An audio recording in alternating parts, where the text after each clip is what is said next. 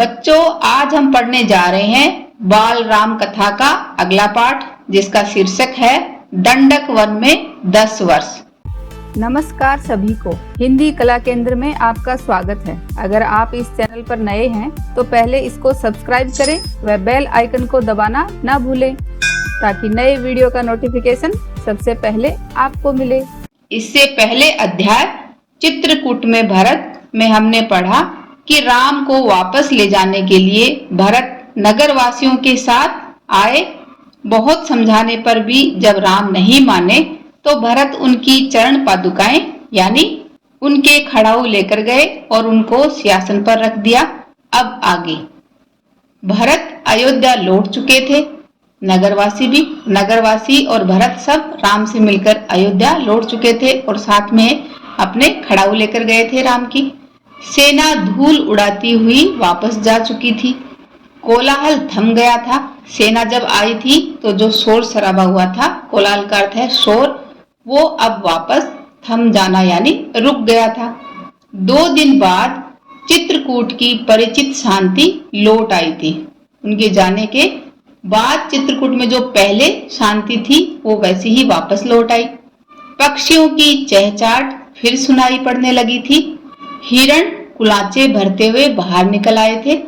कुलाचे का अर्थ है खरगोश या हिरण जैसे छलांग लगाते हैं, वैसे हिरण भी खुशी खुशी अपनी छलांग लगाते हुए बाहर निकल आए थे। पहले जब सेना आई थी तो सब चिड़िया और जीव जंतु थोड़ा डर गए थे, तो अब सब पहले की तरह नॉर्मल हो गया था।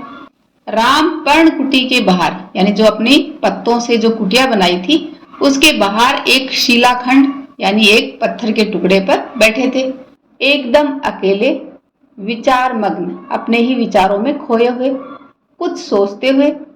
चित्रकूट अयोध्या से केवल 4 दिन की दूरी पर था, इसलिए लोगों का आना जाना लगा रहता। वे प्रश्न पूछते, राय मांगते। यह राजकाज में हस्तक्षेप की तरह होता। हस्तक्षेप का अर्थ है दखल देना। तो राम को ये सब अच्छा नहीं लग रहा था कि वहां के राजकाज में मैं दखल दूं। चित्रकूट सुंदर सुरमय था, शांत था, पर राम वहां से दूर चले जाना चाहते थे। उन्होंने मन बना लिया चित्रकूट में न रहने का। तो राम ने चित्रकूट से जाने का मन क्यों बनाया? क्योंकि चित्रकूट अयोध्या से केवल 4 दिन की दूरी पर था, तो वहां से लोग आते जाते रहते, उनसे सवाल पूछते, उनकी राय मांगते। तो ऐसा करने से राम को लगता कि वो वहां के राजकार्य में दखल दे रहे हैं, इसलिए राम ने वहां से चले जाने का मन बनाया। साथ ही एक दूसरा कारण और भी था। क्या था? कि वहां रहकर तपस्या करने वाले ऋषि मुनियों का निर्णय। राम लक्ष्मण ने उस वन से राक्षसों का सफाया कर दिया था, सबको मार गिराया था। अब तपस्या में कोई बाधा नहीं थी, लेकिन मुनिगण वन छोड़ना चाहते थे। इस वजह से कुछ राक्षस मायावी थे। मायावी का अर्थ है कि छल करने वाला या फरेबी, तो कुछ राक्षस फरेबी थे। जब तब आ धमकते थे, अचानक आ जाते और उनके यज्ञ में बाधा डालते, मुनियों को परेशान करते। तीनों वनवासी मुनि अत्रि से विदा लेकर चल पड़े। कहाँ? दंडक वन की ओर। चित्रकूट छोड़ दिया। दंडकारण्य घना था यानी दंडक वन घना था, पशु पक्षियों और वनस्पतियों से परिपूर्ण, इन सब से भरा हुआ। किनसे भरा हुआ? पशु पक्षियों और वनस्पतियों से। इस वन में अनेक तपस्वियों के आश्रम थे, लेकिन राक्षस भी कम नहीं थे। वे ऋषि मुनियों को कष्ट देते थे। अनुष्ठानों में विघ्न डालना का अर्थ है बाधा या रुकावट, तो उनके अनुष्ठानों में रुकावट पैदा करते थे। राम को देखकर मुनिगण बहुत प्रसन्न हुए। जब राम दंडक वन में आ गए तो वहां के मुनिगण उनको देखकर बहुत प्रसन्न हुए। मुनियों ने राम का स्वागत करते हुए कहा, आप उन दुष्ट मायावी राक्षसों से हमारी रक्षा करें, आश्रमों को अपवित्र होने से बचाएं। सीता दैत्यों यानी जो मायावी राक्षस थे, उनके संहार का अर्थ है उनका नाश या उनको ध्वस्त करना के संबंध में दूसरी तरह सोच रही थी। क्या सोच रही थी? वे चाहती थी कि राम अकारण यानी बिना किसी कारण के राक्षसों का वध न करें। वध करना यानी उनको मार ना गिराएं, उन्हें न मारें। जिन्होंने उनका बुरा नहीं किया हो उनको क्यों मारा जाए। तब राम ने उन्हें समझाया, सीते, राक्षसों का विनाश ही उचित है। कि सीता, राक्षसों का विनाश ही उचित है यानी उनको नष्ट करना ही सही है।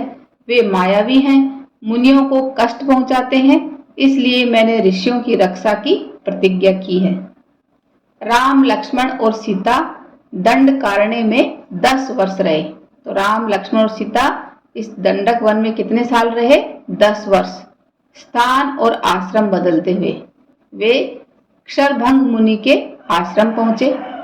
आश्रम में बहुत कम तपस्वी बचे थे, सभी निराश थे। उन्होंने राम को हड्डियों का ढेर दिखाकर कहा, राजकुमार, ये ऋषियों के कंकाल हैं जिन्हें राक्षसों ने मार डाला। अब यहाँ रहना असंभव है। तो सारे ऋषि निराश क्यों थे? क्योंकि वहां पर राक्षसों ने आतंक मचा रखा था और सारे ऋषियों को मार दिया था, इसलिए उनके कंकाल दिखा रहे थे वो। सुतीक्ष्ण मुनि ने भी राम को राक्षसों के अत्याचार की कहानी सुनाई। मुनि ने ही राम को अगस्त्य ऋषि से भेंट करने की सलाह दी। विंध्याचल पार करने वाले वह पहले ऋषि थे। विंध्याचल को पार करने वाले पहले ऋषि कौन थे? ऋषि अगस्त्य। मुनि ने राम को गोदावरी नदी के तट पर जाने को कहा। उस स्थान का नाम पंचवटी था। वनवास का शेष समय दोनों राजकुमारों और सीता ने वहीं बिताया। कहाँ? पंचवटी पर। पंचवटी के मार्ग में राम को एक विशालकाय यानी बहुत बड़ा गिद्ध मिला और उस गिद्ध का नाम क्या था? जटायु। सीता उसका स्वरूप देखकर डर गई। लक्ष्मण ने उसे मायावी राक्षस समझा। वे धनुष उठा ही रहे थे कि जटायु ने कहा, हे राजन, मुझसे डरो मत, मैं तुम्हारे पिता का मित्र हूँ, वन में तुम्हारी सहायता करूंगा। आप दोनों बाहर जाएंगे तो सीता की रक्षा करूंगा। राम ने जटायु को धन्यवाद दिया, उन्हें प्रणाम करके आगे बढ़ गए। पंचवटी में लक्ष्मण ने बहुत सुंदर कुटिया बनाई। तो लक्ष्मण ने कुटिया कहाँ बनाई? पंचवटी में। मिट्टी की दीवारें खड़ी की, बांस के खंभे लगाए, कुश और पत्तों से छप्पर डाला। छप्पर यानी कुटिया के ऊपर की छत बनाई। कुटिया ने उस मनोरम पंचवटी को और सुंदर बना दिया। कुटी के आसपास पुष्पलताएं यानी फूलों की बेलें थी। हिरण घूमते थे, मोर नाचते थे। तो इस तरह की सुंदर सी पंचवटी थी। इस बीच राम राक्षसों का निरंतर संहार करते रहे। इसी बीच राम लगातार, निरंतर का अर्थ है लगातार, राक्षसों को मार गिराते रहे। वे जब भी आश्रमों पर आक्रमण करते, राम लक्ष्मण उन्हें मार देते। उन्होंने सीता को पकड़ लेने वाले राक्षस विराध को मारा। वन से राक्षसों का अस्तित्व का अर्थ है कि उनकी जो मौजूदगी थी वो लगभग मिटा दिया, यानी अब वन में राक्षस ना के बराबर थे। तपस्वी शांति से तप करने लगे। एक दिन राम, लक्ष्मण और सीता कुटी के बाहर बैठे हुए थे, लता कुंजों को निहारते। अपनी कुटिया के सामने बैठकर सामने के जो लता, पेड़ पौधे जो थे, बेलें थी, उनको निहार रहे थे, देख रहे थे, उनके सौंदर्य पर मुग्ध होते। तभी लंका के राजा रावण की बहन शूर्पणखा वहां आई। शूर्पणखा कौन थी? रावण की बहन, जो उसी समय वहां पर आई। और रावण कौन था? लंका का राजा। राम को देखकर वह उन पर मोहित हो गई। उसने स्वयं को यानी अपने आप को पानी में देखा। विकृत चेहरा, विकृत यानी उसका बेडोल चेहरा उसने खुद का ही देखा। मुंह पर झुर्रियां। वह बूढ़ी थी पर राम के मोह में आसक्त। आसक्त यानी प्रेम करने वाली, अनुरक्त। तो उसे राम बहुत अच्छे लगे, तो उनको देखकर वह मोहित हो गई। वह उन्हें पाना चाहती थी। उसने माया से सुंदर स्त्री का रूप बना लिया। शूर्पणखा राम के पास गई, उनसे बोली, हे रूपराज, मैं तुम्हें नहीं जानती पर तुमसे विवाह करना चाहती हूँ।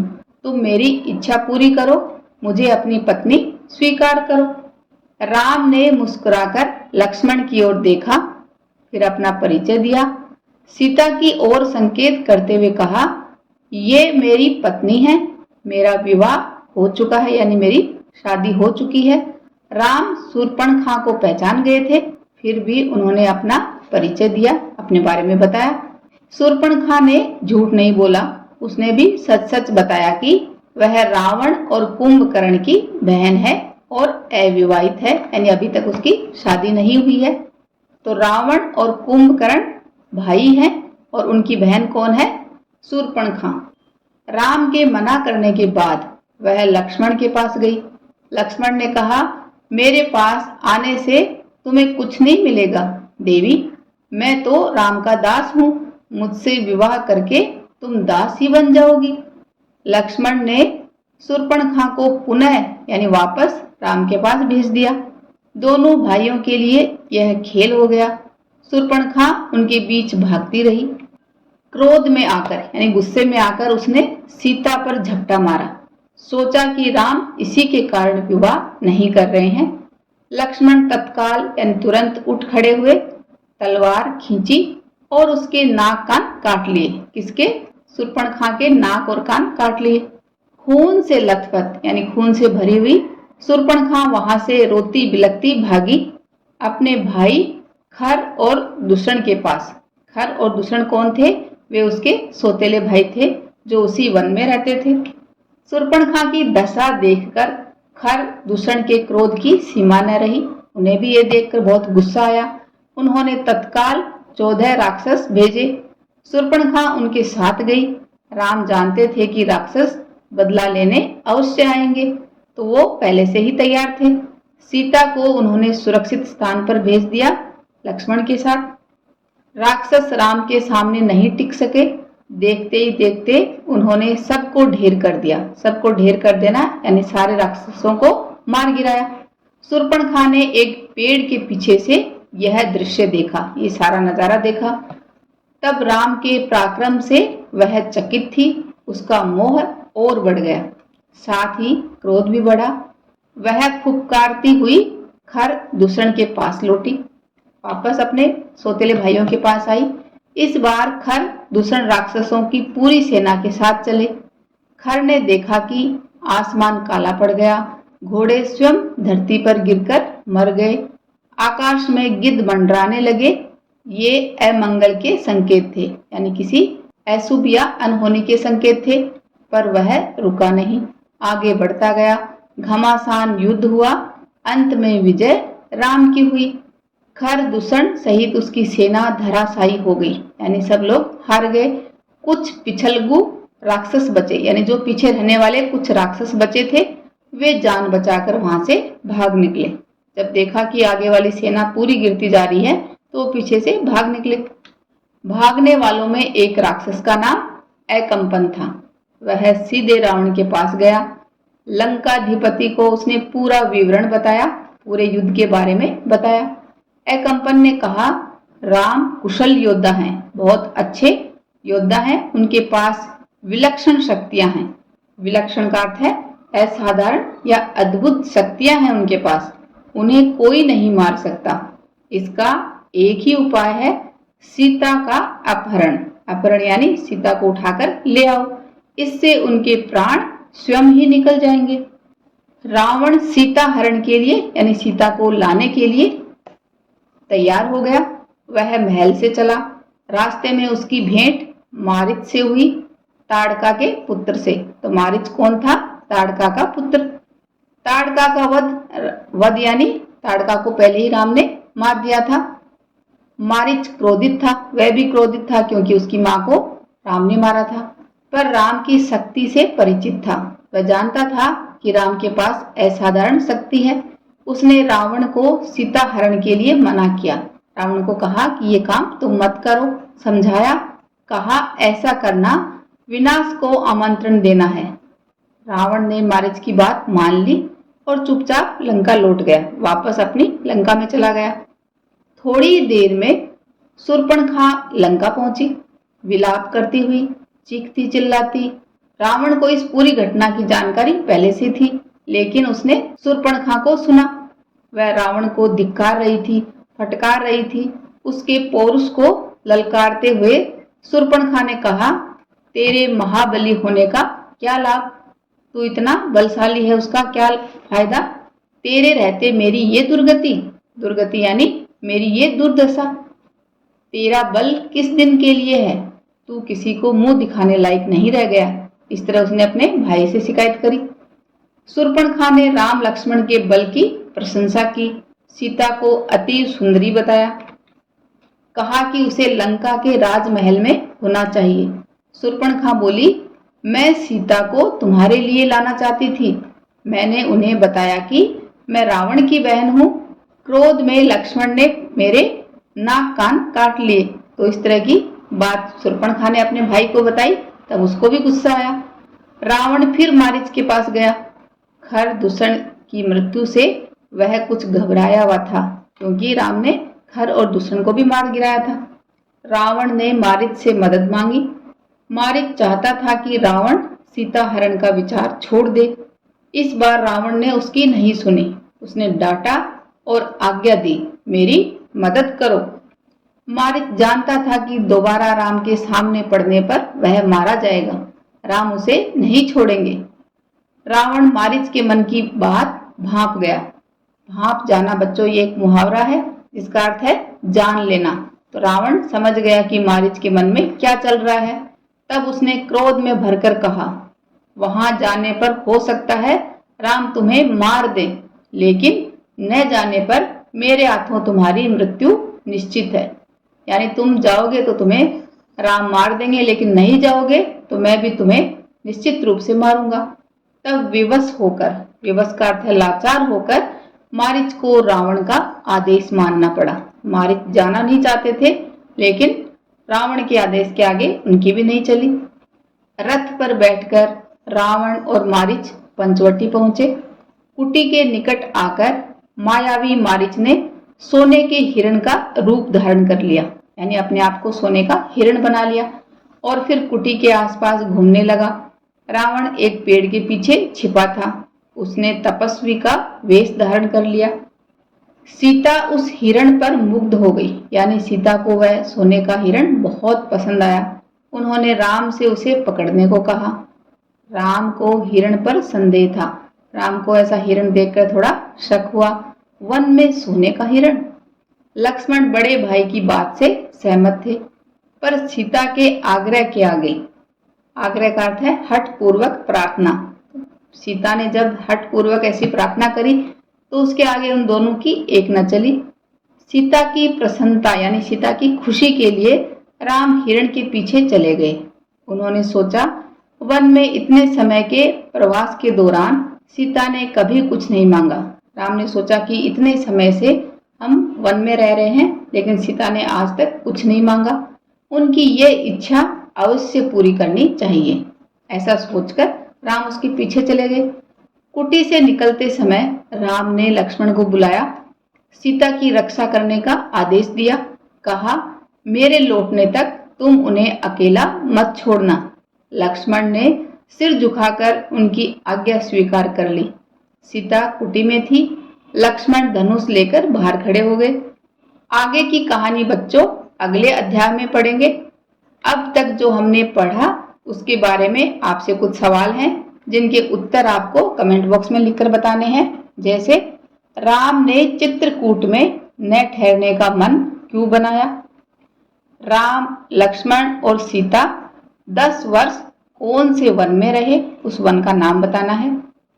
विंध्याचल को पार करने वाले पहले ऋषि कौन थे, उनका नाम बताओ।